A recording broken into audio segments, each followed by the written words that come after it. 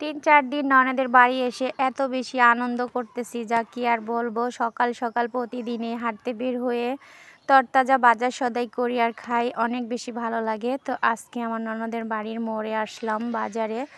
এখানে অনেক সুন্দর সুন্দর জিনিস পাওয়া যায়, কিনে নিলাম। আসসালামু আলাইকুম গাইস, দেশ এবং দেশের বাইরে যে যেখান থেকে ভিডিওটি দেখছেন বা দেখবেন, আশা করি সবাই ভালো আছেন, সুস্থ আছেন, পরিবার নিয়ে আলহামদুলিল্লাহ আমিও বেশ ভালো আছি। আমরা মাছ কিনে এনেছি, তারপরে আবার আমার ননদের যা আছে উনি মাছ দিল কিছু।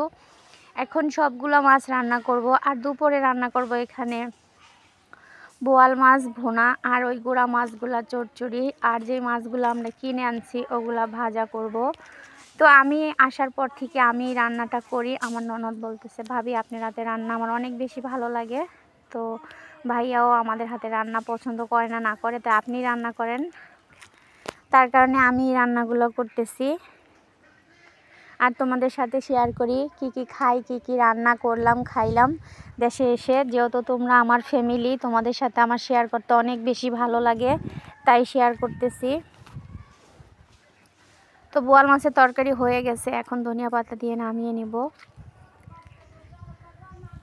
আর ননদ দেবর থাকলে অনেক বেশি সুখ শান্তি লাগে, কারণ ওদের সাথে তো সব সময় থাকা হয় না, যার যার সংসার নিয়ে শেষে ব্যস্ত। তো বছরে মাসে কোনো সময় পেলে ফ্যামিলির সবার সাথে সময় কাটাতে আসলেই অনেক বেশি ভালো লাগে। আর স্বামীর যদি বাবা মা না থাকে, ননদগর খোঁজ খবর না নিলে ননদরাও অনেক বেশি কষ্ট পায়। তো আমি এইটা চেষ্টা করি সব সময় যে ওনারা যেন আমার দ্বারায় কোনো কষ্ট না পায়, আমি যেন সবাইকে নিয়ে মিলেমিশে থাকতে পারি, সবার মনে যতদিন বেঁচে আছি সবাইকে আনন্দ ফুর্তিতে রাখতে পারি, এটাই। তো এই তো আমার মাছ ভাজা হয়ে গেছে, এখন একটু শাক রান্না করব। শাক রান্না হয়ে গেছে। এখন রাতের বেলা আমার যা দেবর ওরা আসছে বাচ্চাদেরকে নিয়ে, ওদেরকেও তো ছেলে মেয়েদের স্কুল বন্ধ। তো অনেক দিনই যারা আর আমি প্ল্যান করছিলাম যে আমরা দুইজন একসাথে এই ছোট ননদের বাসায় আসব, কিন্তু আসার হয় নাই, কারণ কাজের ফেরে পড়ে যায় আর কি। তো অনেক দিন ধরেই প্ল্যান করতেছিলাম, তারপরে হঠাৎ এবার আলহামদুলিল্লাহ আসাই হলো। আর পরশুদিন একটা রাজহাঁস নিয়ে আসছিলাম তোমাদের ভাইয়ার সাথে বাজারে গিয়ে, তো সেটা আর কি যারা আসার জন্য অপেক্ষা করতেছিলাম যে ওরা আসলেই একসাথে কেটে খাবো।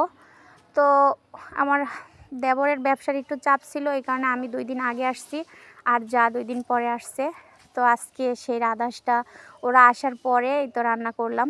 রাতে রুটি বানিয়ে দিয়েছি আর মুরগি রান্না করে দিয়েছি, আর এই দুপুরবেলার জন্য এখন রাজহাঁসের মাংস রান্না করব।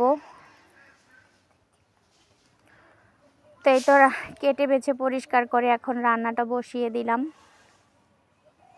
হাঁসের মাংস এত রান্না করেছি, কিন্তু রাজহাঁসের মতো এত সময় কোনো মাংসই হয়নি, কারণ এই মাংসগুলো এত শক্ত শক্ত। এই কড়াইটার 3 কড়াই পানি দিয়ে কষানো হয়েছে, রান্না করা হয়েছে, তারপরও লাগে যে শক্ত। এত শক্ত আমি জীবনও দেখি নাই। তো হাঁসের মাংস আমি ফার্স্ট টাইম এবার রান্না করলাম নিজের হাতে, কখনোই রান্না করিনি। তো এমনিতে হাঁস খাই, কিন্তু রাজহাঁসের মাংসটা কখনো খাওয়া হয়নি, রান্নাও হয়নি। তো এবার খেয়ে নিলাম। রাজহাঁস আর কি অনেক বড়, তো এটা আর কি আমাদের দেশে তেমন অ্যাভেলেবেল পাওয়া যায় না, কারণ আমাদের দেশে এগুলো পালে কম, খুবই কম মানুষে পালে। তো ভিডিওটা আজকের মতো এই পর্যন্ত ছিল। সবাই ভালো থাকবেন, সুস্থ থাকবেন, আল্লাহ হাফেজ।